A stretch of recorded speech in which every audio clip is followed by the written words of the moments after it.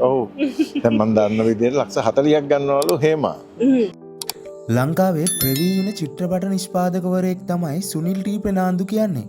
ඔහු පසුගියදා සම්මාන උළෙලකට සහභාගී වෙලා කිව් ප්‍රකාශයක් සම්බන්ධව සමාජයේ බොහෝ දෙනා කතා බහට ලක් කරමින් සිටිනවා. ඒ තමයි හේමාල් රණසිංහ චිත්‍රපටයක් සඳහා ලක්ෂ 40ක් ගන්නවා කියලා කියපු කතාව. ඒක හැබැයි එකක් පොඩි ප්‍රශ්නයක් තියෙනවා මේ නල්ලිලියම් පුදුම ගණන්. ඒ ගණන් ගෙවලා මේ රටේ පෙන්වන්න තත්ත්වයට හරි අමාරුයි. ඔව්. එහිදී මාධ්‍යවේදිනිය සුනිල් ටී ප්‍රනාන්දු මහතාගෙන් මෙහෙම අහනවා.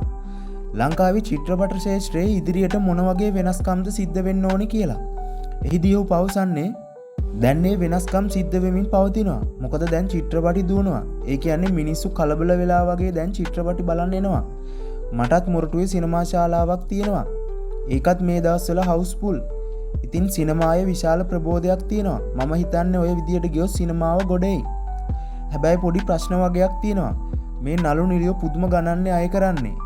ඒ ගණන් ගෙවල මේ චිත්‍රපටය පෙන්වන තත්ත්වයට ගන්න හරිම අමාරුයි. මම දැන් දන්න විදියට හේමාල් ලක්ෂ 40ක් ගන්නවලු.